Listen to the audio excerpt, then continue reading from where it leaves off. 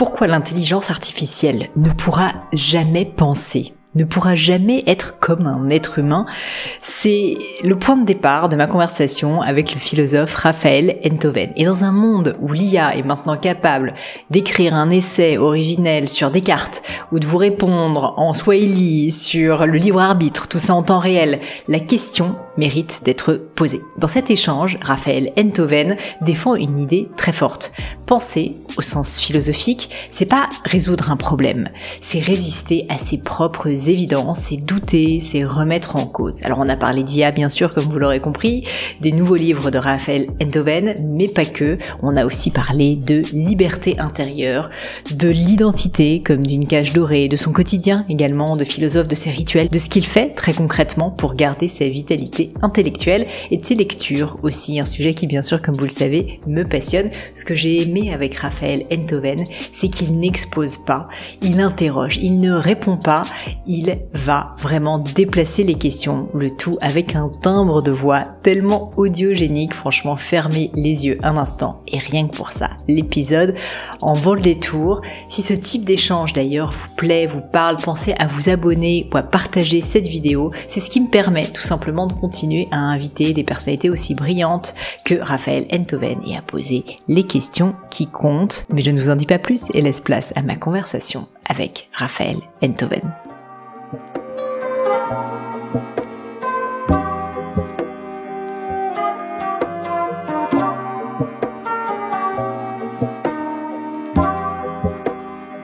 Quand on est indépendant, il y a des jours où tout roule, et puis il y a les autres. Vous savez, ceux où un client oublie de payer une facture, où vous passez 1 heure à retrouver un justificatif dans une bannette mal triée, ou encore les jours où vous réalisez que votre compte pro ne distingue pas ce qui revient à l'URSSAF de ce que vous pouvez réellement dépenser.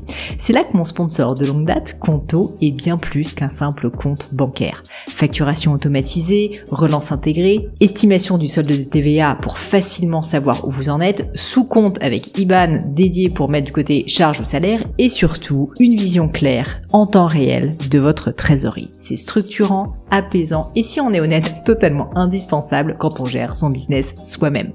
Conto, c'est la solution que j'aurais aimé avoir à mes débuts et celle que je recommande sans réserve aujourd'hui aux indépendants autour de moi. En plus, Conto vous offre 3 mois sur votre abonnement compte pro avec le code Pauline2025. Alors n'attendez plus et rendez-vous sur conto.com, Q-O-N-T-O.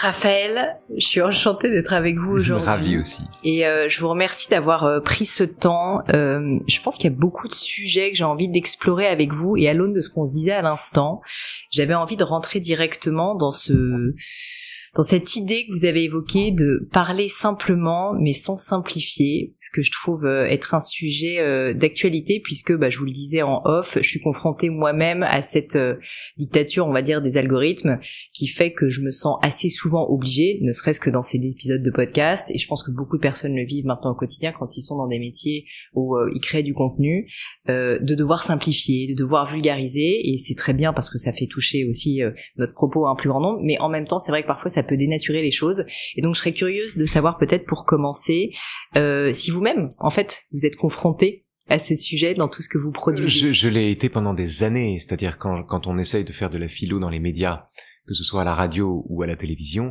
même quand c'est sur France Culture ou sur Arte, vous êtes confronté à des gens qui redoutent que le destinataire ne comprenne pas ce que vous racontez et qui vous demandent de vulgariser. Je hais ce verbe. Vulgariser, pour une raison très simple, c'est que c'est un verbe qui présume que le destinataire du message est vulgaire et mérite un propos vulgarisable. Non, l'enjeu c'est de s'adresser à tous, tout en s'adressant à chacun. Alors comment est-ce qu'on fait ? Et alors il y a plusieurs méthodes, mais en philo c'est très simple, si j'ose dire. Il faut parler simplement, ce qui ne veut pas dire qu'on simplifie. On dit des choses compliquées, mais on les dit simplement. Ça n'est pas la même chose que les simplifier pour en faire une bouillie digeste par tous. C'est pas comme ça qu'on transmet. Donc le travail en philosophie consiste à ne pas transiger sur la complexité de ce qu'on raconte, tout en s'interdisant d'emmerder un auditeur qui ne nous a rien fait. Vous voyez ? Parce que en philo, sinon, vous avez deux risques. Vous avez d'un côté des gens qui, par excès de vulgarisation, proposent une philosophie fade, sans odeur, sans chair, sans intérêt, sans aucun intérêt, dont l'accessibilité a tué l'intérêt. Et vous avez de l'autre côté des gens qui règnent ou qui exercent une sorte de magistère opaque en jargonnant, en employant des mots de 5 syllabes à tout bout de champ, et qui règnent sur des gens qui ont le sentiment, enfin, ou plutôt qui trouvent génial, qui ont tendance à trouver génial ce qu'ils ne parviennent pas à comprendre. Donc pour échapper à tout ça, il faut tout simplement se donner, moi j'ai deux méthodes, soit parler simplement sans simplifier, soit passer par le récit. Passer par le récit parce que vous acquérez par le récit une célérité considérable qui vous permet de dire beaucoup de choses. Les récits sont toujours ambivalents, donc ils contiennent une pelote de sens qui peuvent avantageusement être comprises par tous.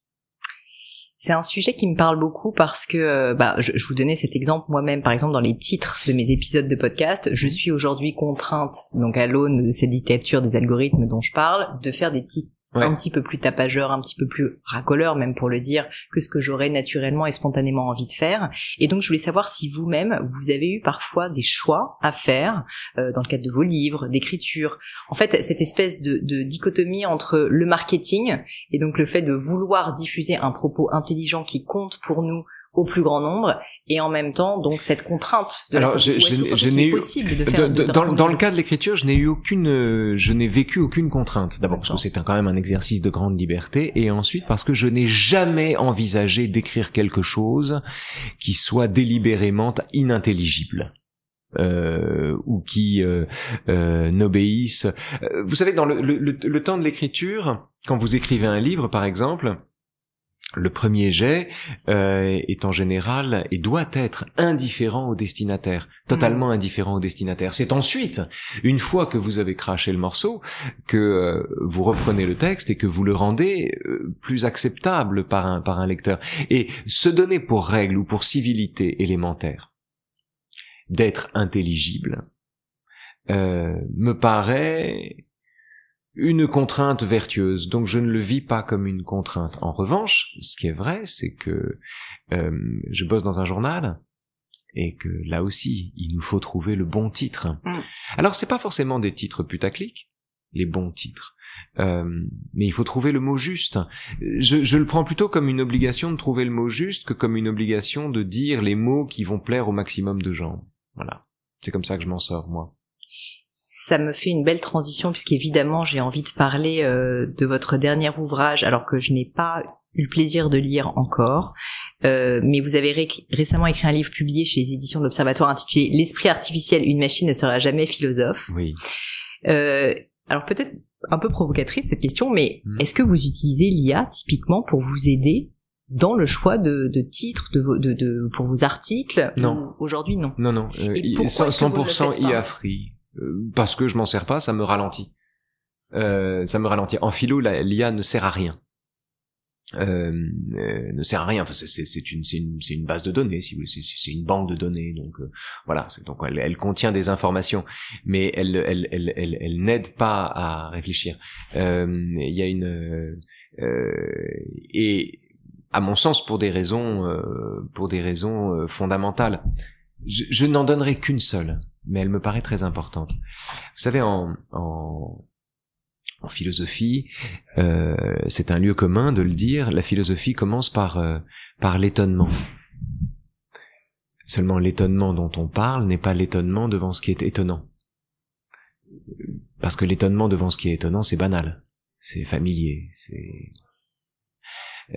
non, l'étonnement dont parle la philosophie, c'est l'étonnement devant ce qui est familier, devant ce qui est coutumier, devant ce qu'elle a l'habitude de voir, pas devant ce qui est officiellement étonnant. On entre en philosophie le jour où on accepte d'être surpris par tout ce qui fait notre environnement. Au départ de l'intelligence artificielle, il y a de l'éthologie, l'étude du comportement des animaux. Parmi les animaux dont on étudie le comportement, il y a un mollusque, l'aplysie, dont on observe que quand on le gratte, il se contracte, mais que si on reproduit le geste, il se contracte de moins en moins. Donc on observe qu'il se contracte de moins en moins à mesure qu'on reproduit le geste. Autrement dit, les mêmes causes ne produisent pas les mêmes effets. Il s'est adapté à la situation. On a un modèle rudimentaire d'adaptation synaptique. Et c'est sur ce modèle d'adaptation synaptique qu'a été conçu l'IA. Pour qu'une IA reconnaisse une girafe, il faudra la gaver de photos de girafes jusqu'à ce qu'elle l'identifie sur une photo qu'elle a jamais vue, et ainsi de suite. Autrement dit, tout le travail de l'IA, et c'est comme ça que l'IA fabrique des outils prédictifs, qui nous secondent merveilleusement, et qui nous permettent de devancer les problèmes. Tout le travail de l'IA consiste à ne pas être surpris par ce qu'elle n'a pas encore vu. Tout le travail en philosophie consiste à être surpris par ce qu'on a l'habitude de voir. Vous avez là des directions qui sont totalement antagonistes. Et alors dans le travail quotidien, quelle forme ça prend? Vous ne faites correctement, à mon avis en tout cas de la philosophie, que si vous préservez une extrême candeur face aux questions qui vous sont posées, que si vous adoptez le point de vue le plus candide qui soit, du moins en son départ, et que si vous questionnez la question qu'on vous pose, rien de tout ça, une IA qui ferait ça serait contre-intuitive, ne servirait à rien. On va pas fabriquer des outils pour qu'ils soient moins forts que nous. Donc l'IA n'est pas dans la candeur, l'IA est toute puissante, l'IA est dans la réponse. Il n'y a pas ici les éléments d'une discussion. Est-ce qu'il y a un élément, un moment, un vécu qui a suscité l'envie d'écrire ce livre? Alors évidemment, oui, il y a une anecdote, j'ai passé le bac contre ChatGPT en 2023. Ah bon? Et oui, à l'invitation de la Paris Business School. Donc on a fait l'épreuve. Alors j'avais 1h30, j'avais pas 4 heures, j'avais 1h30. Vous avez vraiment physiquement repris J'ai repris mon stylo, et j'ai traité le sujet: le bonheur est-il une affaire de raison? Ce qui est intéressant, c'est un sujet assez facile, parce que la problématique est aisée. Le bonheur est un sentiment. Comment un sentiment peut-il faire l'objet de la rationalité? Donc on pouvait aisément formuler une problématique et trouver les 3 parties. Donc j'ai fait ma disserte. La machine, elle, a recensé toutes les doctrines du bonheur qu'elle a rangées dans 3 tiroirs indifférents. Le premier aurait pu venir avant le troisième, après le troisième, et ainsi de suite. Elle a fait ça sans un atome de réflexion. Tout ça a été ponctué par des transitions lourdingues, et elle a terminé en disant que le bonheur pouvait être affaire de raison, mais pas seulement. C'était de la merde parfumée, mais c'était de la merde. C'était vraiment de la merde. Vous savez, j'aime beaucoup cette expression de merde parfumée. Désolée de le dire, mais parce que je pense que l'IA, c'est exactement ça. En l'occurrence, c'était le cas. En l'occurrence, c'était le cas. Alors, je dois à l'honnêteté de dire que si le prompt est bien rédigé, là ils avaient fait un prompt de 2 pages, ça n'a aucun sens, mais si le prompt est bien rédigé, on peut obtenir quelque chose qui ressemble à une dissertation de la part de la machine. Ça veut dire que on peut faire en sorte que la machine produise quelque chose qui ressemble à une dissertation. Si on lui indique, par exemple, de mettre en tension les termes majeurs du sujet, les termes cardinaux du sujet, alors, effectivement, on obtiendra quelque chose qui ressemble à une problématique, et ainsi de suite. Donc, mon livre vieillira mal sur cette question-là, parce que le diagnostic de l'impossibilité de faire une disserte vient davantage d'une mythification de l'exercice de ma part que d'une connaissance objective de ce que la machine peut faire. En revanche, là où le livre tient bon, c'est que la machine n'est pas philosophe et ne peut pas l'être. La maïeutique, la transmission, l'intransmissible transmission, ce qui se passe entre un élève et un prof pendant une année de dialogue, n'est pas substituable, et encore moins par une machine. Néanmoins, sur la disserte, la machine est meilleure qu'on ne pense. Voilà. Donc je suis bien obligé d'admettre ça. Sur l'exercice de la rédaction. Oui, sur l'exercice de la rédaction. Mais elle n'est pas philosophe.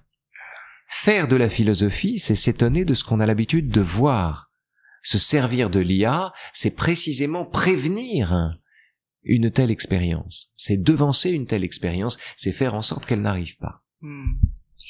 Est-ce que aujourd'hui l'IA, qui est donc un sujet qui fait beaucoup parler dans les médias, mais un sujet qui à la fois fascine et fait peur, où je pense qu'il y a quand même beaucoup d'incompréhension de personnes qui n'utilisent pas de l'IA de manière quotidienne, est-ce que aujourd'hui l'IA pour vous est un outil que vous pourriez utiliser dans votre quotidien? Je parle pas en philosophie, mais est-ce que vous pourriez utiliser ces outils, ou est-ce qu'aujourd'hui vous vous en abstenez d'une manière totalement non, frontale? pas du tout. Non, je n'ai aucune prévention morale contre l'utilisation de l'IA. C'est un outil dont je me sers tranquillement, un peu comme d'un Google amélioré. Je peux pas m'en servir pour écrire mes livres, je peux pas m'en servir pour rédiger des chroniques ou rédiger un édito. Je n'en ai pas l'usage. La nature du métier que je fais m'impose ou me dispense de me servir de l'IA. Je n'en ai pas l'usage. En revanche, ce qui m'intéresse, c'est de comprendre que, si vous voulez, c'est les gens qui redoutent que l'IA nous remplace, que l'IA se substitue à nous, ont en général le sentiment d'être à la fois modestes et modernes. Modestes parce qu'ils disent que la machine est plus forte que l'homme, et modernes parce qu'ils ont le sentiment de poser la question du XXIe siècle. Or, ça n'a rien d'une modestie de dire que la machine peut remplacer l'homme. Quelle est la seule instance qui, dans l'inconscient collectif, a produit des êtres doués de liberté? C'est Dieu. Donc c'est se mettre soi-même dans la position divine, de donner le jour, ou de fabriquer de la vie, et de fabriquer de l'irrédentisme, ou de fabriquer de la subversion, ou de fabriquer de l'insolence, avec une machine, avec une mécanique. Ce qui est une illusion dans laquelle entre beaucoup plus d'orgueil que de modestie.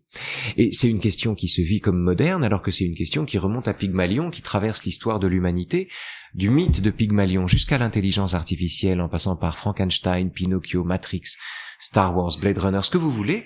Nous n'avons jamais cessé de mettre en scène notre grand remplacement par les machines. Donc c'est juste une façon contemporaine de se raconter la même histoire. Mais ce qui est intéressant dans l'histoire, c'est, à mon sens en tout cas, nous sommes aussi loin d'être remplacés par les machines qu'on est loin d'atteindre l'horizon en marchant droit devant soi. La machine n'est pas faite pour ça, n'est pas faite pour nous remplacer. Donc ce qui est amusant, me semble-t-il, ça n'est pas la question de savoir quand on sera remplacé, que la question de savoir d'où nous vient cette vieille trouille. Et alors, d'où est-ce qu'elle vient? Du désir de se prendre pour Dieu. Ou bien du sentiment, par exemple, que nos machines doivent... Vous savez, quand plus on passe de temps devant nos écrans, plus on a tendance à les accuser. Plus on a tendance à leur reprocher d'être des outils hypnotiques destinés uniquement à capter notre attention, ce qu'ils sont. Mais en les présentant de cette manière, on leur donne le jour, on leur donne la vie. Ça me rappelle, c'est un copain qui, un peu mélancolique, qui un jour regarde son iPhone l'air triste, et je lui demande ce qu'il a, et il me dit, "You know, the problem is, it doesn't love you back." Et c'est pas con, c'est pas idiot, c'est-à-dire que on peut s'éprendre de sa machine et puis surtout avoir envie, plus on s'éprend d'elle, plus on a envie de penser qu'elle est vivante. L'idée d'être vaincu, d'être captivé, d'être hypnotisé, d'être intoxiqué par un objet mort, c'est pas acceptable. Donc à mon sens, la puissance hypnotique dont on a doté les machines ou dont on considère que les machines sont nanties,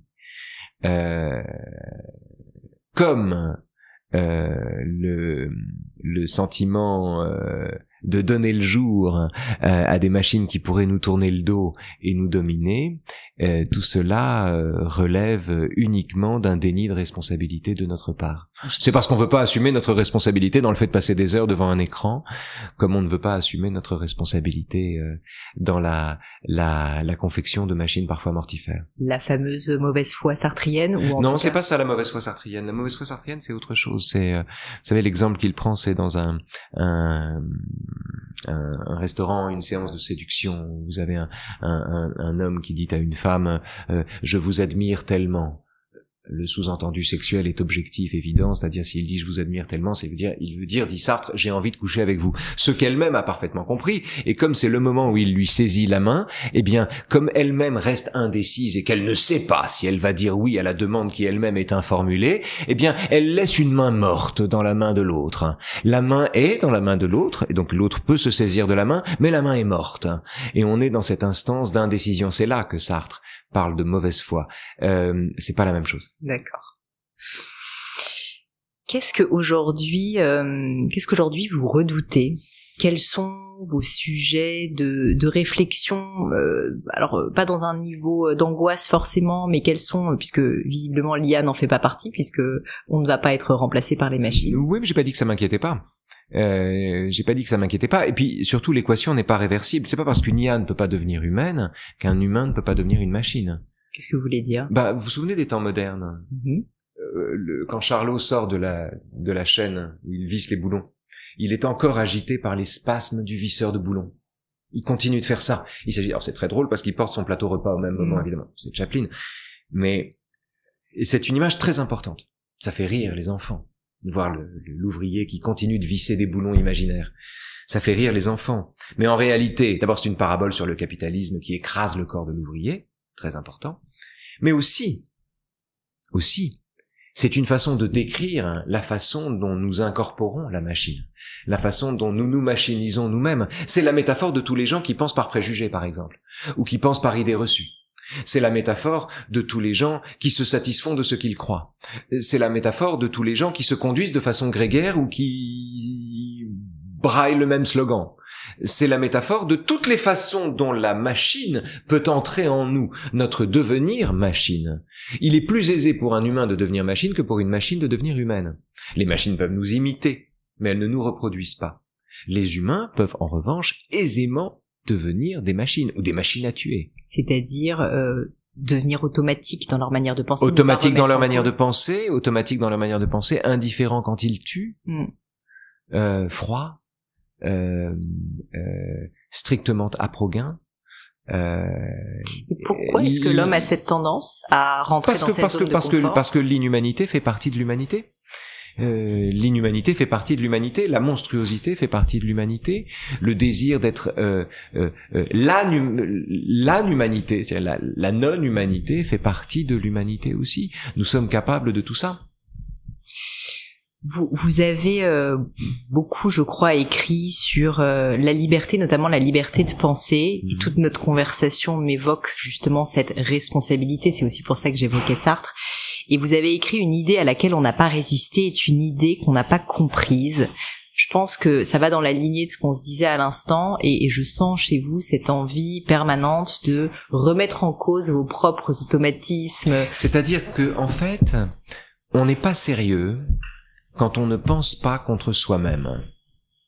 C'est absolument fondamental. C'est ce qu'on appelle la réduction aronienne, en référence à Raymond Aron.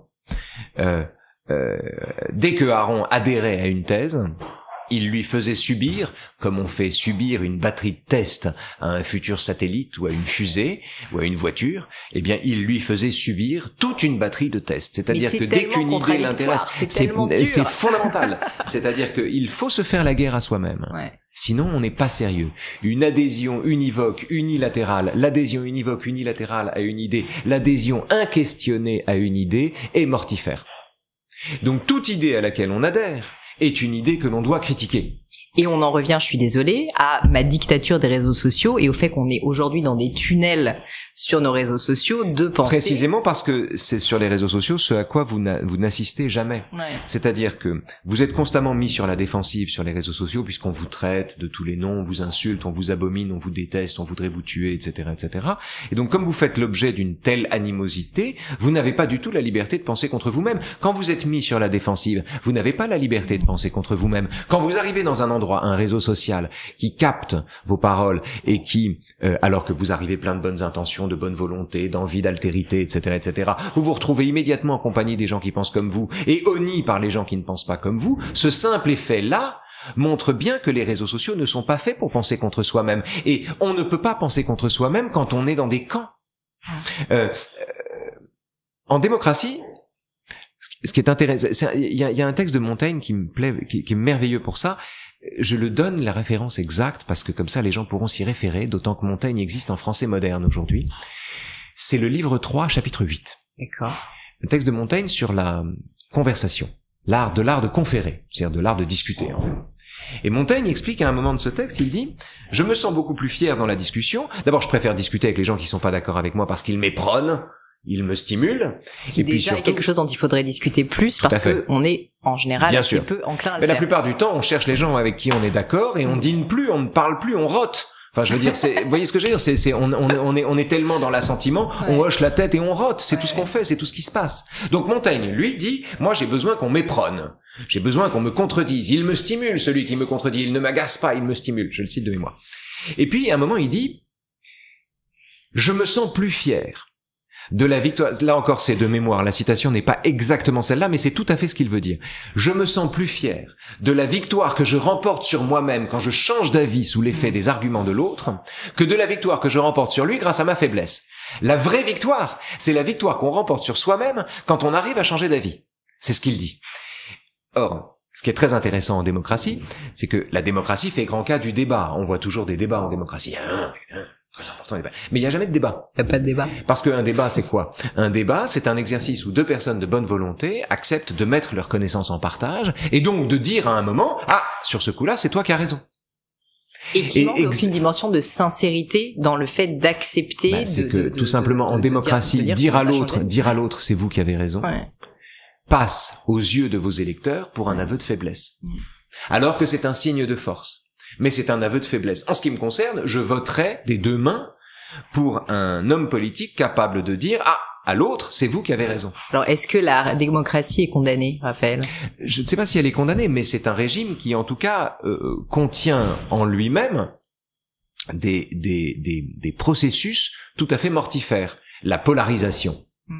L'impossibilité de penser contre soi-même, la polarisation des débats, l'identification de l'opinion à l'identité de soi-même, c'est-à-dire le fait de considérer qu'on est ce qu'on pense, la réduction de ce qu'on pense à ce qu'on est, le sentiment que votre passé ou votre expérience est un diplôme et vous donne un droit de parler sur des choses que les autres n'auraient pas le droit d'évoquer, le sentiment que l'expertise des experts a été dérobée, et qu'en somme les experts dérobent le savoir dont ils disposent. L'illusion que l'égalité des droits est aussi une équivalence des compétences. Le sentiment de sur ce dernier point. Je pense que j'ai compris, mais l'égalité des droits est une équivalence des compétences. C'est le vice démocratique par excellence. C'est l'illusion démocratique par excellence. L'égalité des droits, c'est merveilleux, il faut toujours se battre pour ça, et on n'y est pas encore. Mais considérer que l'égalité des droits, et donc l'égalité des chances, c'est le Graal démocratique, mais considérer que l'égalité des droits est une égalité des compétences est une illusion délirante et folle et extraordinairement dangereuse. Que se passe-t-il en démocratie? Maintenant, vous avez quelqu'un qui passe 10 minutes sur Doctissimo et qui va expliquer la vie à son médecin. Ou ChatGPT. Oui, bien sûr. Et c'est l'égalité des droits. Et c'est l'égalité des compétences. C'est l'équivalence des compétences. On prend l'égalité des droits pour une équivalence des compétences. Ce qui est fou et ce qui est profondément dangereux. Puisque c'est une façon de... le résultat de ça, c'est qu'on se retrouve avec des platistes qui contredisent des astronomes. Au motif que ils ont bien le droit de penser ce qu'ils veulent, et si ça se trouve, c'est ce qu'ils pensent qui est vrai. La confusion de l'égalité des droits et de l'équivalence des compétences est à l'origine de quantité de malentendus démocratiques. L'idée, par exemple, tiens, le RIC, le référendum d'initiative citoyenne, qui se vit comme une avancée démocratique, est en réalité une façon de considérer que tout le monde est égal, ou les conventions citoyennes par exemple, de considérer que tout le monde est également compétent sur des sujets qu'il ne maîtrise pas. Ce sentiment-là provoque des débats qui n'en sont pas, provoque des débats insolubles, où vous avez soudain des gens qui n'ont aucune compétence et qui prennent la parole du haut de leur ignorance, au nom du fait qu'ils ont le droit de le faire. Oui, presque de la liberté d'expression. Tout à fait, la liberté d'expression. Ce que je veux dire, c'est que c'est ce mécanisme mortifère, l'équivalence de l'égalité des droits et de l'équivalence des compétences, ce mécanisme mortifère est un mécanisme proprement démocratique. Raphaël, à l'aune de ce qu'on se disait, j'aurais envie de vous demander des conseils concrets pour notre audience, qui est une audience qui aime travailler sur elle-même. Oui.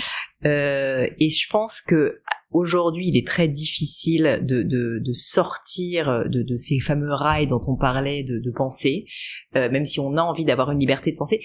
Qu'est-ce que vous appliquez à vous-même? Quels conseils vous pourriez donner à une audience qui a envie de se confronter plus au débat et à soi-même, à vouloir changer d'avis, ce qui est totalement contre-intuitif actuellement? Je n'ai que des conseils de vieux monsieur. Lire Tocqueville. Quel livre Alexis de Tocqueville est un noble dont le père avait voté l'abolition des privilèges. C'est un noble qui constate que la démocratie est inévitable. Et donc qui y consent, mais comme au fond de lui, quelque chose continue de regretter la dissipation de l'aristocratie, comme au fond de lui quelque chose continue de le regretter, il consent à la démocratie, mais il est hyper attentif à tout ce qui déconne dans la démocratie. Et donc il le dit lui-même, il dit « Je suis un aristocrate de cœur et un démocrate de tête ». Et le résultat de ça, c'est qu'il pense en permanence contre lui-même. Par exemple, c'est un homme qui ne croit pas en Dieu. Depuis l'âge de 16 ans, il a cessé de croire en Dieu. Et pourtant, il défend l'utilité de la religion dans la démocratie comme une façon de rendre le sens de l'espérance aux humains. C'est quelqu'un qui est un aristocrate et qui défend la démocratie et qui joue le jeu de la démocratie, tout en considérant, tout en pointant tout ce qui dans la démocratie ne va pas. Il se rend aux États-Unis. Il va, soi-disant, pour étudier le système carcéral. En réalité, il va aux États-Unis dans la première moitié, en 1830, parce que les États-Unis sont nés démocratiques. C'est une nation née démocratique, avec des réserves bien sûr, mais enfin quand même, née démocratique, c'est-à-dire c'est une nation qui n'a pas connu d'ancien régime. Et Tocqueville est fasciné par une démocratie qui n'a pas d'ancien régime. Qu'est-ce que c'est qu'une démocratie qui n'a pas d'ancien régime? Qu'est-ce qu'elle devient? Et il pressent que ce qui est en train de devenir la démocratie américaine nous renseigne sur ce que nous allons devenir. Et donc il voyage dans le temps, il voyage dans le futur, tout en voyageant dans l'espace, il va traquer les linéaments de la démocratie contemporaine européenne dans une démocratie sans ancien régime. C'est quelqu'un qui passe son temps à penser contre lui-même. C'est quelqu'un dont le parcours témoigne en permanence que on n'avance pas quand on ne se critique pas soi-même, quand on ne pense pas contre soi-même. Raymond Aron appartient à la même famille de penseurs. C'est quelqu'un qui dit « Appelons de nos vœux la venue des sceptiques s'ils doivent éteindre le fanatisme ». Il pense contre lui-même. Parce que il faut bien comprendre que penser par soi-même, c'est facile.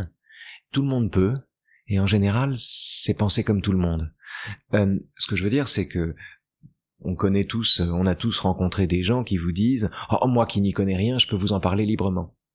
Avant exactement d'enfoncer une porte ouverte sur le sujet en question. Moins on connaît quelque chose, plus on dit des banalités à son sujet, plus on dit ce que tout le monde en pense. Plus on se renseigne, plus on se forge une opinion qui n'appartient qu'à soi. Cela suppose de penser contre soi-même, c'est beaucoup plus important que de penser par soi-même.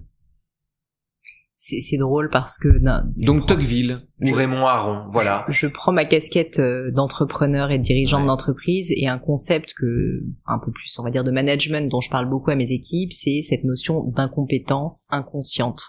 Et en parlant donc des différents niveaux de compétences, on parlait de la compétence tout à l'heure, et c'est vrai que moi-même évidemment je suis soumise à cela en permanence, c'est-à-dire que plus on est incompétent et plus on est inconscient de son incompétence. Et donc ce passage déjà à l'incompétence consciente est absolument clé, et j'imagine que l'un des moyens de le faire, c'est d'avoir cet esprit critique en permanence. Vous voyez par exemple sur l'incompétence consciente, c'est intéressant, dans le Ménon, le dialogue de Platon, le Ménon, Socrate explique qu'il y a d'un côté les savants qui, sachant qu'ils savent, ne cherchent pas à savoir, et de l'autre côté les ignorants qui... Comme Socrate. Non, justement pas. Non. D'un côté les sachants, ou les savants, qui sachant qu'ils savent ne cherchent pas à savoir, de l'autre côté les ignorants qui, ignorant qu'ils ignorent, ne cherchent pas à savoir non plus. Et entre les deux, il y a celui qui sait qu'il ignore. Mais c'est dur. Et sachant qu'il ignore, il se met en quête du savoir. C'est Socrate. J'allais dire, je trouve que c'est dur aujourd'hui. Alors, vous êtes philosophe, donc c'est devenu maintenant un métier, une profession, une mission. Mais je trouve, dans le monde professionnel, sur les réseaux sociaux, on en parlait, d'oser dire qu'on ne sait pas. D'oser dire qu'on ne sait pas, je trouve qu'il y a une pression sociale, et vous en parliez, il y a une pression d'avoir un avis sur tout aujourd'hui, alors que non, parfois on n'a pas besoin d'avoir un avis, surtout quand on est incompétent et qu'on ne s'est pas renseigné sur le sujet. Tout à fait. Mais c'est d'autant plus, comment dire, l'incapacité de dire qu'on ne sait pas va avec l'ignorance. C'est une mesure de l'ignorance. la connaissance implique de prendre la mesure de tout ce qu'on ignore. Donc, je ne sais pas est une phrase seulement accessible à celui qui s'est renseigné. Celui qui ne sait pas qu'il ne sait pas, celui-là croit qu'il sait. Mais celui-là, c'est le vrai ennemi. C'est le véritable ennemi, c'est-à-dire c'est celui qui considère qu'il n'a d'une certaine manière plus rien à apprendre. Vous savez, il y a deux types de bêtises. C'est mon philosophe favori, Clément Rosset, qui pointait ça. Il y a deux types de bêtises. Vous avez la bêtise du type, par exemple, qui considère que la Terre est née il y a 5000 ans et que la Terre est plate et qu'elle est apparue il y a 5000 ans. Bon. Si vous pensez ça, l'école est faite pour vous. Et vous y apprendrez utilement de quoi voir les choses différemment, en apprenant que la Terre n'est pas plate et qu'elle est née il y a plus longtemps. Bon. C'est une bêtise qui est soluble dans un apprentissage. Mais si vous pensez par exemple, non pas que la Terre est plate, mais que les Juifs gouvernent le monde en cachette. Ce qui est terrible, mais... Bien sûr. Si vous pensez ça, si c'est ça que vous pensez, il n'y a aucune possibilité pour que l'école vous fasse changer d'avis. C'est très rare, ça n'arrive pas. Si vous êtes pétri de cette conviction-là, vous êtes également imperméable à toute réfutation de ce que vous croyez. Et donc vous ne changerez jamais d'avis. Et donc vous ne changerez jamais d'avis, et c'est ça qui est terrifiant. C'est ça qui est terrifiant, c'est-à-dire que, pourquoi ? Parce que la seconde bêtise, celle-là, ne souffre pas de l'ignorance, elle souffre au contraire du sentiment de savoir, d'une hypertrophie du sentiment de savoir. Et c'est contre ça qu'on ne peut pas lutter. C'est contre ça qu'on ne peut rien faire. Alors, par exemple, dans le cas du complotisme, ça prend la forme des soi-disant érudits qui vous démontrent qu'un missile a détruit les tours ou a détruit le Pentagone et que c'est pas un avion ou que les tours ont explosé toutes seules, etc., etc. C'est-à-dire, c'est ce mélange d'érudition et de n'importe quoi qui vient du fait que quand vous avez une certitude, vous n'êtes pas armé pour discuter. En philo, n'a de conviction que celui qui n'a rien approfondi. Un progrès en philosophie se mesure au remplacement d'une conviction par un doute. C'est là que vous progressez, c'est là que vous avancez. Or, ce genre de conquête est en général vécu comme une défaite par la plupart des gens à qui ça arrive. Est-ce qu'être philosophe, donc, c'est n'avoir aucune certitude ? C'est prendre ses certitudes. Non, n'avoir aucune certitude, c'est pas possible. C'est pas possible. Pour être philosophe, vous n'en êtes pas moins homme. Hein. Vous avez vos préjugés, vous avez vos certitudes, vous avez vos convictions. Il n'y a pas de problème. Non. Ce qui est important, c'est de vivre intranquillement la certitude que vous avez.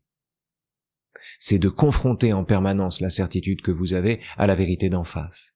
C'est ce qui compte en philosophie, c'est l'inquiétude, c'est l'intranquillité. C'est l'intranquillité avec laquelle vous accueillez ce dont vous ne doutez pas. Si vous n'en doutez pas, c'est qu'il y a un problème. C'est qu'il y a un problème. C'est ce tremblement intranquille qu'on dit. C'est le philosophe est ce masochiste qui réclame d'avoir un sol meuble sous les pieds, d'une certaine manière. Pas simplement un sol stable, ou qui plus exactement s'amuse à chercher un récif dans le courant, si vous voulez, qui s'amuse à chercher de la stabilité à l'intérieur même d'un doute radical. Donc l'incertitude est l'écosystème de l'enseignement de la philosophie. Le doute plus que l'incertitude. Cela m'amène à vous poser la question de votre parcours et de comprendre s'il y a eu un moment où vous avez décidé de dédier votre vie professionnelle, en tout cas, à la philosophie. Comment est-ce que ça s'est passé ? Non, ça s'est passé très très simplement. Un jour, mon père m'a dit « Toi, tu seras philosophe ». Vous aviez quel âge ? J'avais 10 ans. Et je sais plus ce que j'avais dit ce jour-là. Et j'ai pris cette prédiction comme une information, en fait. C'est-à-dire que quand je suis arrivé en terminale, je suis entré en classe de terminale avec le sentiment de découvrir la matière dont j'allais faire ma vie. J'avais acheté l'appartement sur plan. Et donc j'étais déjà marié, j'ai été marié très tôt, et j'étais déjà marié, il me restait à tomber amoureux de mon épouse. Et c'est ce qui s'est passé, parce que quand vous faites, alors ce qui est merveilleux avec la philosophie, c'est que quand vous en faites un peu, mais même dès le début, vous rencontrez des gens assez vite, vous faites la connaissance de grands esprits qui vous apprennent, et ça c'est merveilleux, à vous approprier votre propre désir.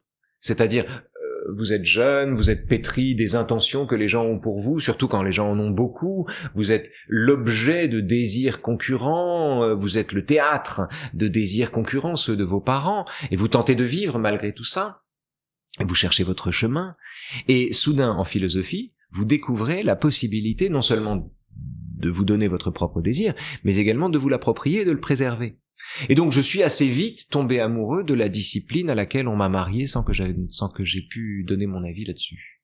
Et vous n'avez jamais eu envie de divorcer? Non, j'ai jamais eu envie de divorcer. Non, j'ai jamais eu envie de divorcer. En revanche, je trompe régulièrement la philosophie avec la littérature. Alors, est-ce que c'est une infidélité? Je suis pas sûr. Je suis pas sûr, mais désormais mon régime d'écriture c'est un récit, un essai, un récit, un essai. Ça se fait comme ça. Je marche sur ces deux jambes. Et personnellement, je vous remercie d'écrire des récits parce que je suis assez convaincue, comme vous le disiez au début de notre conversation, que le récit apporte une dimension déjà mémorielle beaucoup plus forte, émotionnelle également. Oui. Et puis par exemple, ça fait des années, je suis obsédé par l'idée d'étendre l'enseignement de la philosophie aux classes de seconde et de première, par exemple. Quand vous faites de la philo pour des élèves de seconde, à la différence des élèves de terminale, vous partez d'un récit. Vous partez d'une histoire.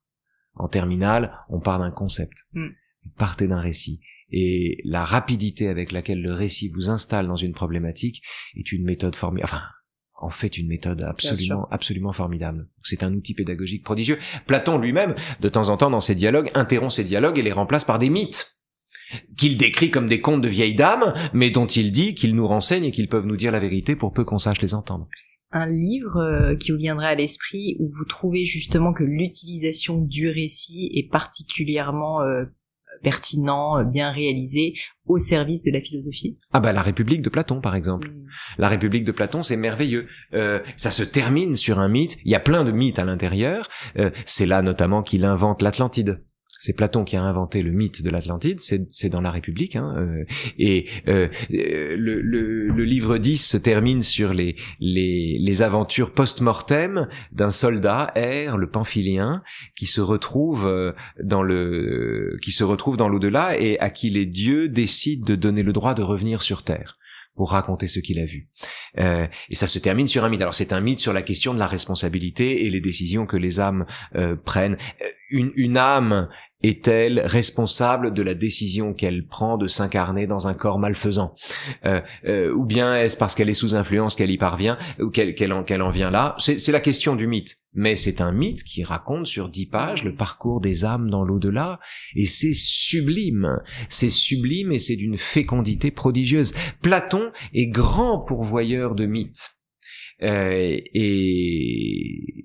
par exemple, Socrate, au moment de mourir, parle du chant du cygne et démontre que le cygne chante de joie parce qu'il va mourir précisément. On gagne beaucoup de temps avec les histoires de cette manière, comme ça. Et pédagogiquement, ce sont des outils très précieux. Se servir de Matrix pour expliquer les méditations métaphysiques, ça marche. Alors attendez, racontez-moi ça. Comment est-ce qu'on peut utiliser Matrix pour... Les méditations métaphysiques, c'est tout simple. Le trajet dans les méditations métaphysiques, Descartes, qui fait toujours la même chose, en fait, qui reproduit le même schéma, commence par douter de tout. Il commence par douter de tout jusqu'à ce que le doute devienne hyperbolique, c'est-à-dire jusqu'à ce qu'il se mette à douter de sa propre existence. Et là, il y a un renversement, il dit « Ah mais non, en tant que je doute, j'existe. Je ne peux pas ne pas exister si je doute. J'existe, et cela est vrai toutes les fois que je le prononce en mon esprit. » Et il chope une première certitude, à partir de laquelle il reconstruit quelque chose. Dans Matrix, vous avez un individu, Thomas Anderson, qui mène une vie ordinaire, enfin vous, moi, la vie banale de quelqu'un dans la cité, qui travaille dans une respectable software company, qui fait toutes ses affaires, etc., qui par ailleurs est un hacker en loose day, mais bon, il a une vie comme toutes les vies, quoi. Et il y croit dur comme fer, comme je suis convaincu que la table qui est là, qui soutient nos micros, est réelle, existe vraiment. Et à qui on apprend qu'en réalité, c'est un individu cultivé dont les machines prélèvent l'énergie, qu'il vit 2 siècles plus tard, et que les machines lui ont mis devant les yeux une matrice, c'est-à-dire l'illusion de la vie réelle pour pouvoir faire de lui, l'exploiter comme une pile. Et le type qui découvre ça, pourquoi je vous parlais de Matrix? Les méditations métaphysiques. Oui, et or, ça fonctionne exactement sur le même système, c'est-à-dire que soudain, la totalité de ce qu'il avait sous les yeux, sous les mains, dans les oreilles, dans la bouche, tout cela devient faux. Il révoque en doute la totalité de ce qu'il a sous les yeux, de la totalité de ce qu'il éprouve. Pourquoi? Parce que nos sensations ne sont en réalité que des impulsions électriques de notre cerveau. Et donc en remplaçant la sensation elle-même par l'impulsion adéquate, on produit l'illusion parfaite de la sensation. Et c'est ça la matrice. C'est ça la matrice. Descartes, ça fonctionne exactement de la même manière. On révoque en doute toute chose jusqu'à la première certitude qui est que on existe. De la même manière, que fait-il à la moitié du film? Il se sert de ses yeux pour la première fois. Il accède à l'existence. Et il dit, suis-je mort? Et l'autre lui répond, far from it. Bien sûr, tu en es loin. Au contraire. C'est la première fois c'est la première fois que tu parles, c'est la première fois que tu ouvres les yeux. Tu viens de naître à un monde nouveau. Par ailleurs, ce qui est très intéressant chez Descartes, c'est, vous savez, c'est le fameux exemple du morceau de cire dans les méditations métaphysiques. Il constate que la cire qu'il a sous les yeux, qui est à son bureau, la cire d'une bougie, cire d'abeille, elle est froide, elle est dure, elle est compacte, et quand il tape dessus, elle rend un certain son. Et puis il constate que quand il l'allume, elle devient chaude, elle devient liquide, elle odorante, et elle ne rend plus de son quand on lui tape dessus. Et il se dit, et pourtant c'est toujours de la cire. Elle n'a plus rien à voir avec elle-même, et pourtant c'est toujours de la cire. Qu'est-ce qui fait que la cire reste la cire par-delà ce qui change? Et la conclusion de Descartes, c'est que c'est par inspection de son esprit qu'il trouve la substance de la cire. C'est-à-dire que c'est en lui-même qu'il constate la substance. Et la vraie connaissance des phénomènes est une connaissance qui transcende les mutations phénoménales au profit du théorème ou de la théorie qui permet de les unifier. Eh bien, dans Matrix, c'est exactement la même histoire, c'est-à-dire l'acquisition d'une certitude première donne ensuite le jour à un partage entre ce qui est réel, ce qui ne l'est pas, et une opération claire et distincte. Bref, ça fonctionne sur le même modèle. Bon, il faut que vous nous écriviez un livre pour utiliser la culture populaire et en faire des exemples justement. C'est-à-dire que la culture populaire manipule à son insu des catégories fondamentales de la pensée.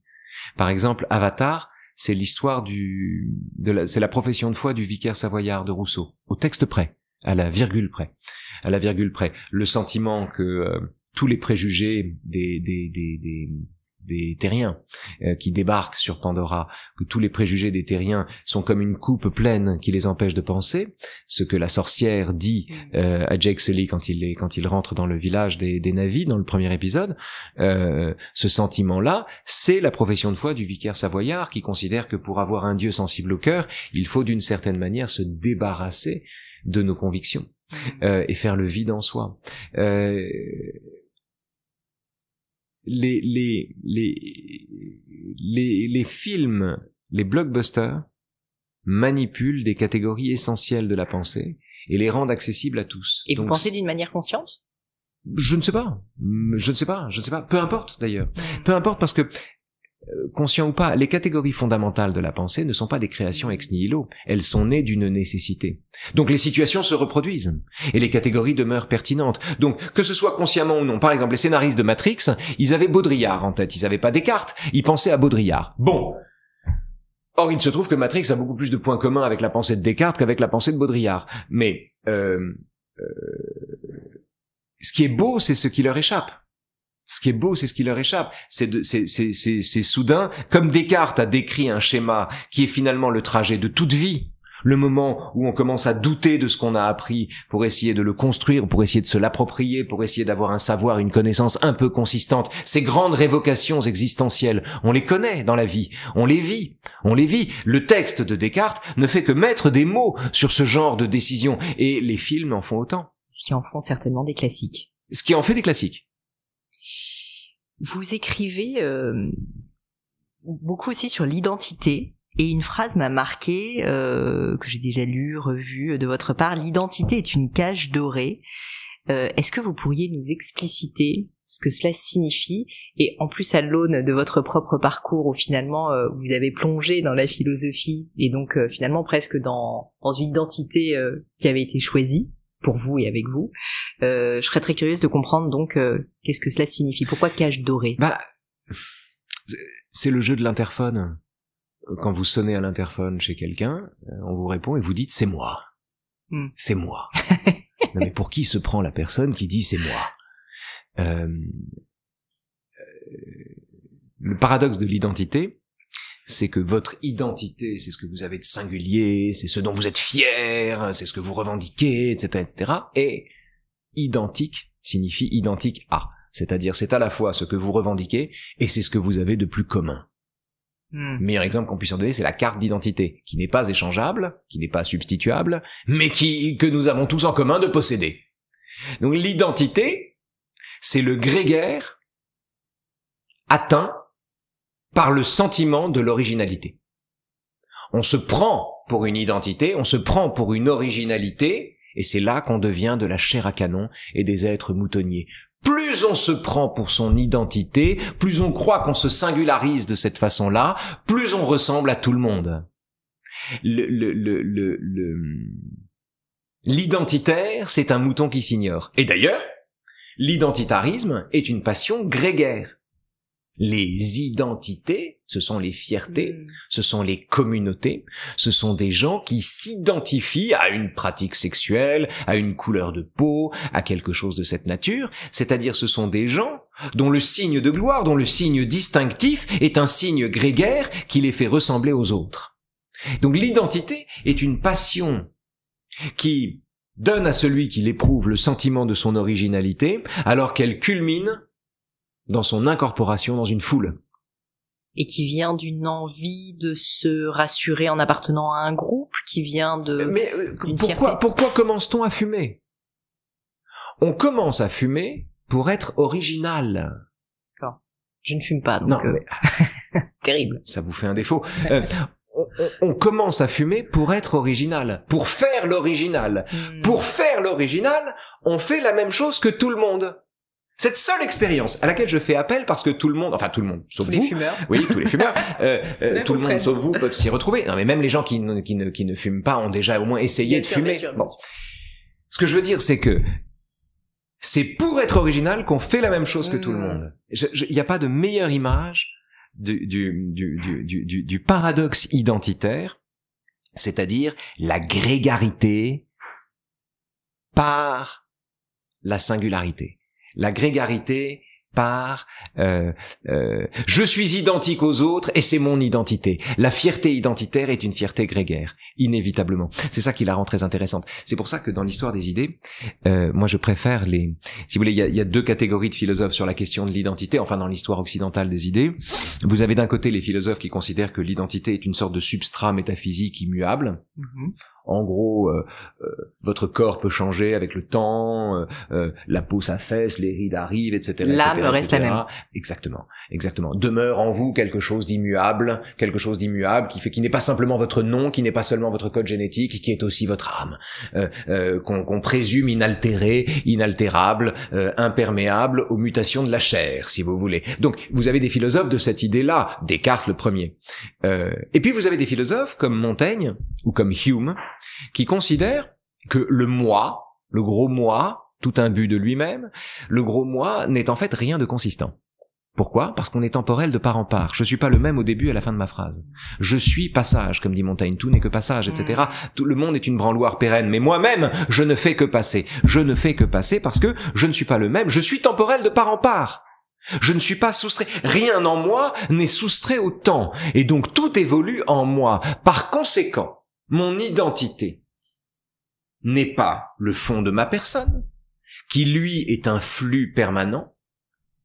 Mon identité, c'est l'identité sociale, c'est l'identité administrative, c'est toutes les façons que j'ai, comme on se donne un exosquelette, de calcifier le mouvement pour qu'on puisse m'identifier. Donc vous avez deux traditions. Vous avez les gens pour qui l'identité est souterraine et elle est recouverte par la mutation des apparences. Ce sont les métaphysiciens. Et puis vous avez ceux qui, comme Hume, Montaigne, Nietzsche, Freud, considèrent que l'identité, c'est le bordel, et que précisément, il n'est d'identité fixe que l'identité sociale, que celle qu'on se donne, qui vient recouvrir un chaos de couleurs. Et donc, ça peut être assez anxiogène comme manière de penser à titre personnel, parce que on peut se dire, en fait, ça nécessite quand même ce sont les fameux sables mouvants dont vous parliez précédemment. C'est-à-dire qu'on n'a pas d'appui forcément solide, on ne sait pas qui on est. Non. On ne sait pas qui on est. Alors, la question, si vous voulez, c'est l'illusion qui réconforte est-elle de meilleure compagnie que la vérité qui dérange? En gros, si on s'explore un peu, on découvre, en guise du moi, en lieu et place du moi, un bordel, un chaos dont qu'il faut assumer et auquel on peut donner du sens. Mais enfin, c'est ça qu'on découvre quand on s'explore un peu. Vaut-il mieux vivre dans l'illusion d'être quelqu'un, ou bien dans le sentiment que nous ne faisons que passer à tous égards. Comme dit Morpheus à Neo dans Matrix, hein. All I'm offering you is the truth, nothing more. Tout ce que j'ai à offrir, c'est la vérité, rien de plus. Il n'est pas dit que la vérité soit plus douce parce qu'elle est vraie. Est-ce que la philosophie, c'est une recherche de la vérité? Non, c'est plutôt une recherche du réel. C'est plutôt, je la définirais plutôt comme une quête de réalité. Ce que je veux dire, c'est que on passe notre vie en général à fuir ce qui existe pour adorer ce qui n'existe pas. Qu'on croit en Dieu, qu'on prenne des drogues, etc., etc. La philo est cette discipline qui vous renvoie au réel, comme la littérature, qui vous renvoie au réel. On ne lit pas pour s'échapper, on lit pour remettre les pieds sur terre. On ne fait pas de philosophie pour aller ailleurs, on ne fait pas de philosophie pour déserter ce monde, on fait de la philosophie pour regarder ce monde et le revêtir d'une intensité d'intérêt qu'il n'avait pas auparavant. Donc le Graal de la philosophie, c'est pas la vérité est une partie très ténue de la philosophie, c'est peu de choses, dire la vérité. Vous savez, il y a des tas d'élèves qui disent la vérité dans leurs copies et dans les copies sont plates comme des trottoirs de rue. La vérité, c'est une petite parcelle de la philosophie. La réalité est plus large, plus intéressante, plus complexe et plus difficile à saisir paradoxalement. Donc c'est le Graal de la philosophie, en ce qui me concerne en tout cas, c'est le réel. C'est le réel, indigeste, indifférent à nos préférences, qui peut nous écraser sans s'en soucier, et avec lequel il faut tenter de vivre. Vous avez récemment écrit un nouveau livre, vous me le disiez juste avant qu'on commence l'interview, sur la maladie de Parkinson, l'albatros. Oui. Pourquoi ce titre? Pourquoi ce livre? C'est un livre sur ma mère. C'est un livre sur la maladie neurodégénérative dont elle a souffert, c'est-à-dire la maladie de Parkinson, puis la démence à corps de Lévy.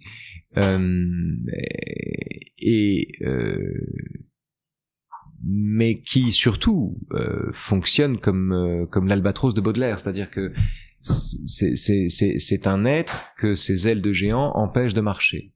C'est un être c'était un être qui par l'écriture ou la musique tutoyait les cimes et qui pourtant comprenait bien les choses mais arrangeait mal sa vie.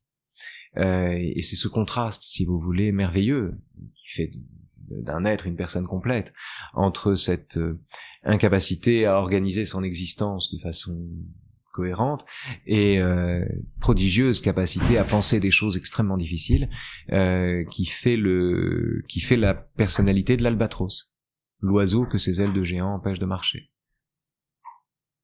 Ce livre, vous l'avez écrit, je crois, après le décès de votre maman.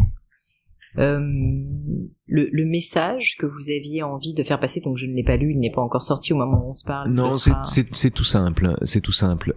L'une des obsessions de ma mère était la mémoire et la possible disparition des choses. C'est-à-dire l'idée, par exemple, que 1000 ans de vie humaine puisse être résumée en une ligne sur un manuel, par exemple, ça la rendait folle. L'idée que la bibliothèque d'Alexandrie ait flambé et que les 9/10 de son contenu aient disparu, ça la rendait folle. L'oubli était comme l'incendie pour elle.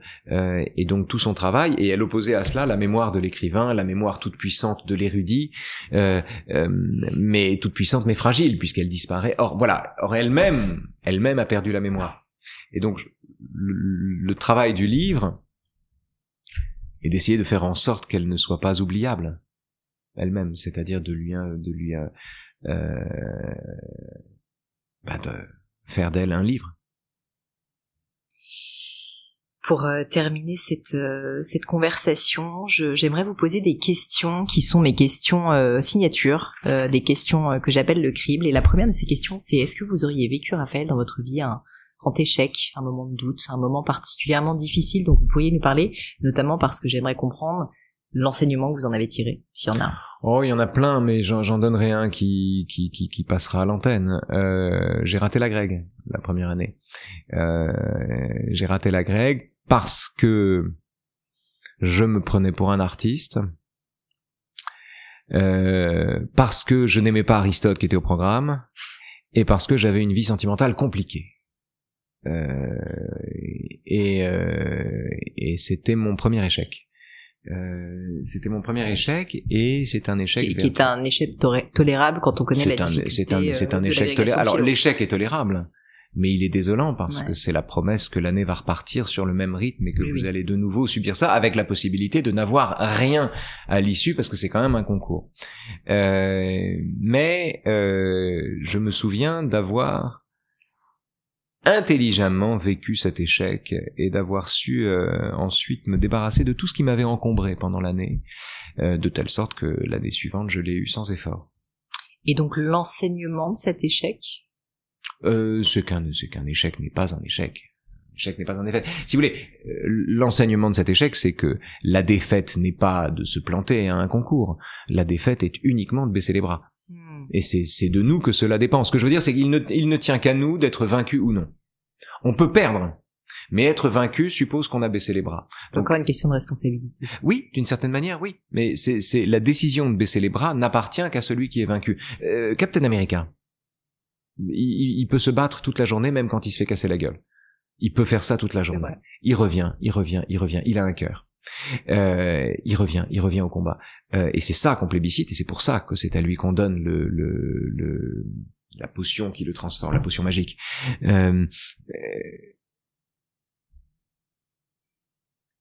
L'échec, c'est à nous qu'il appartient de transformer ou non une défaite en échec. S'il y avait quelque chose à refaire, qu'est-ce que vous referiez différemment?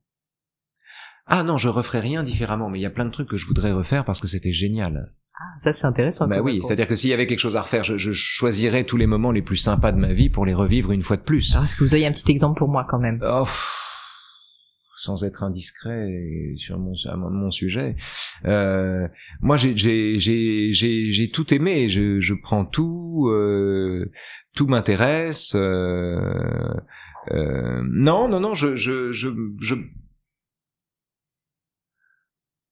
je prends tout. Je prends tout, amor fati. Je prends tout. C'est-à-dire que j'aime la vie au point de désirer le retour éternel de tout, comme dirait Nietzsche, comme dirait l'autre. Voilà, j'aime la vie au point d'en désirer le retour éternel. Donc j'ai pas d'exemple à vous donner parce que je revis tout, les morts, les chagrins, les grandes douleurs, les injustices, les grandes joies. Tout ça, c'est de la chair à livre. Qu'est-ce que vous trouvez beau, au sens bien sûr soit philosophique, métaphorique, esthétique?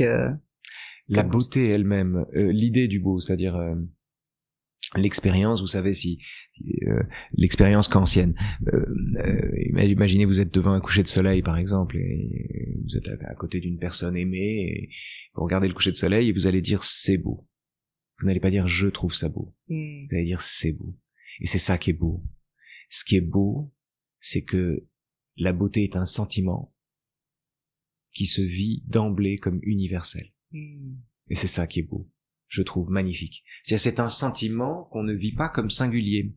L'amitié, les choses, il y a des tas de sentiments qui sont des sentiments singuliers. C'est vrai qu'on n'a pas de doute sur le fait que tout le monde le partage. On n'a pas de doute sur le fait que tout le monde le partage, alors que pourtant, ça n'a pas la valeur d'un théorème, on n'a pas déduit la chose.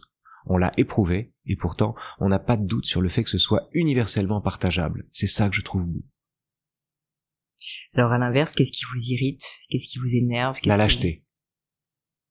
La lâcheté déguisée en pondération. Par exemple, les gens qui, au moment de la publication des caricatures du prophète, vous disent que c'est pas le moment de jeter de l'huile sur le feu. Comme si le problème c'était l'huile et pas le feu. Comme si le responsable des meurtres de Charlie Hebdo c'était Charb et non pas les terroristes. Ouais.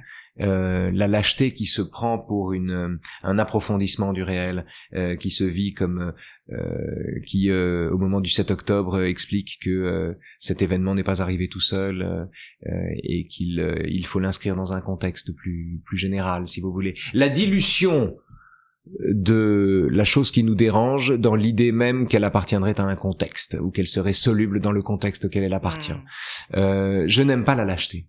Je n'aime pas la lâcheté et je l'aime encore moins quand elle est érudite et quand elle se donne des contours de pondération. Oui, ce n'est pas le moment de jeter de l'huile sur le feu. Voilà, c'est la phrase au monde que je déteste le plus. Mais quand la lâcheté fait... Quand la lâcheté vous fait la morale. Quand la lâcheté vous fait la morale. Quand du haut de sa lâcheté, on est là et on explique aux gens qui prennent des risques que vous ne prenez pas, que vous êtes plus tolérants qu'eux. Est-ce qu'il y a une maxime ou une citation qui vous a particulièrement parlé à un moment dans votre vie? Peut-être que vous répétez, alors une ou deux plus que d'autres. Une phrase de Clément Rosset qui se trouve dans son meilleur livre qui s'appelle Le réel et son double, qui dit « Sois l'ami du présent qui passe, le futur et le passé te seront donnés par surcroît. » Sois l'ami du présent qui passe, le futur et le passé te seront donnés par surcroît. Qu'est-ce que cela veut dire? Ça veut dire que la plupart du temps, nous vivons dans le passé ou dans l'avenir. On vit dans le regret ou dans l'espoir. D'autrement dit, nous ne vivons pas. Nous ne sommes pas les contemporains de nos propres émotions, et espérant d'être heureux, dit Pascal, il est inévitable que nous ne le soyons jamais. Rien n'est plus difficile que d'être l'ami du présent qui passe. C'est-à-dire rien n'est plus difficile que d'être le contemporain de soi-même. Le meilleur exemple qu'on puisse en donner, c'est Montaigne, à la fin des Essais. Il dit, moi, quand je danse, et quand je dors, je dors. J'adore. Ça me paraît, toute sagesse me paraît tenir là-dedans. La capacité à danser quand on danse ou à dormir quand on dort, c'est-à-dire à être le contemporain de soi-même quand on vit, et à ne pas laisser à la mort un pouce de terrain du temps de son vivant, me paraît la meilleure façon de vivre. Donc sois l'ami du présent qui passe, le futur et le passé te seront donnés par surcroît, ce qui par ailleurs est une parodie de l'évangile, mais ça me va tout à fait. Est-ce que vous êtes intéressé à tout ce qui est philosophie ou en tout cas sagesse bouddhiste, orientale, qui sont quand même très ancrés sur ces sujets du temps présent? Oui, bien sûr. Ça fait partie du corpus. Enfin, c'est très important.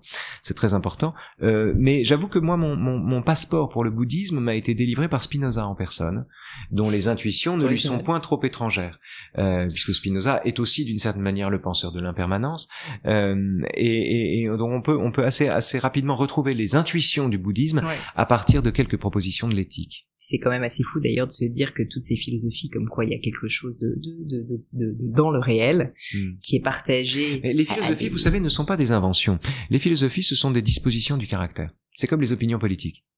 Nous sommes faits de toutes les opinions politiques. Nous sommes faits de tous les discours en philosophie. Ce qui compte, c'est le dosage, bien sûr. Mais nous sommes faits de tout cela. Ce sont des dispositions du caractère. Selon la façon que vous avez d'être. Si vous êtes cartésien, par exemple, vous faites par exemple, quand vous faites l'expérience, quand vous regardez une famine à la télé, vous regardez des images du Soudan en mangeant bien devant votre télé, vous faites une expérience qui a été décrite par Lucrèce, qui explique que rien n'est plus doux que de regarder un navire se noyer depuis le rivage. Et donc, d'une certaine manière, ce que je veux dire, c'est que tout ce que nous vivons, c'est de la chair à penser, et dès lors, la philosophie est le meilleur compagnon de l'existence. C'est juste une façon de ne refuser aucune des questions qui nous viennent.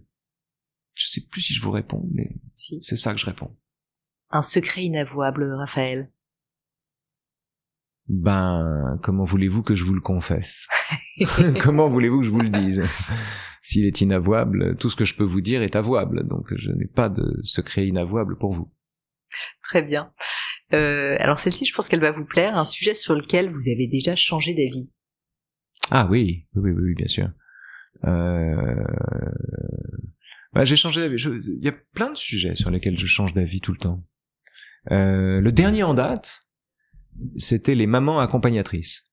La question des mamans accompagnatrices voilées. Le républicain que je suis, a priori, tenait une sortie scolaire je me disais que les élèves qui étaient en sortie scolaire étaient d'une certaine manière encore dans les murs de l'école. Et que donc, pour cette raison, les mamans devaient jouer le jeu et donc retirer leur voile puisqu'il n'y a pas de signe religieux à l'école. Et en pratique, ça me paraît aussi irréalisable que propice à de l'humiliation. Donc, j'ai changé de religion sur cette chose-là. J'ai changé d'avis. Je change d'avis très souvent, en vérité. Je change d'avis très souvent, mais je ne le vis jamais comme une défaite.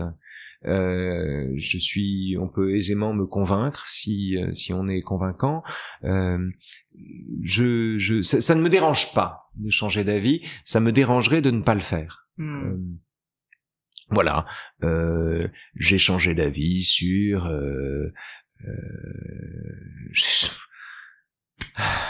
J'ai changé d'avis sur Platon. J'ai changé parce que pendant très longtemps, je lisais Platon par le filtre nietzschéen et je trouvais génial que Nietzsche dise derrière la bipartition du monde en monde sensible et monde intelligible, il y a une calomnie du corps. Je trouvais ça formidable que Nietzsche soit le premier à montrer que sous les opinions que l'on croit avoir, il y a des pulsions qui en réalité nous portent. Donc c'était formidable. Mais en même temps, la lecture qu'il proposait de Platon était très réductrice. Et il lui manquait beaucoup d'éléments, et il y a un génie propre à Platon que j'ai découvert sur le tard. Voilà, donc ce sont parfois des choses importantes comme Platon, parfois des choses moins importantes. Mais je change d'avis. J'aime à changer d'avis. Je ne le vis jamais comme une défaite. Ma dernière question pour vous, est-ce que vous avez un ou des livres qui vous ont particulièrement marqué? Alors j'imagine que dans votre cas, il y en a quelques-uns, mais peut-être pour notre audience, un livre qui, selon vous, mérite vraiment qu'on s'y attache, peut-être aussi qui est accessible. Un petit poème en prose qui plaira, que je mets au défi les gens qui vous écoutent ou qui regardent votre podcast d'être déçus par ce texte. C'est Noces d'Albert Camus. C'est 4 tableaux que Camus écrit à 20 ans. 3 d'entre eux se passent en Algérie, à Tipaza, à Djemila et à Alger. Et le 4e tableau se passe à Florence, enfin en Italie. Et je crois que c'est le plus beau poème en prose du XXe siècle. Et qui contient à l'état nucléaire la totalité des intuitions d'Albert Camus. L'amour ardent d'une nature qui se tait. C'est-à-dire le mélange de jouissance et d'acceptation du silence des choses. Ce texte est un chef-d'œuvre. Il contient toute l'œuvre de Camus en gestation et il a une densité prodigieuse alors qu'il ne raconte qu'un jeune homme qui se promène au milieu des ruines. C'est un texte que je trouve indépassable. Donc Noces d'Albert Camus. Voilà ce que j'ai envie de vous recommander. Je vous remercie 1000 fois. Merci. Raphaël, je vous remercie d'abord pour votre temps, pour votre générosité, pour votre liberté de penser, votre franc-parler. Je n'en attendais pas moins.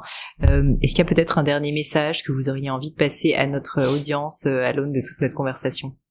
Mon conseil tient en une intuition. Dans la vie, il est beaucoup plus dangereux d'être prudent que d'être courageux. Voilà. Donc faites-en ce que vous voulez. Je pense que c'est un beau mot de la fin. Et je vous remercie 1000 fois pour votre temps. Merci à vous.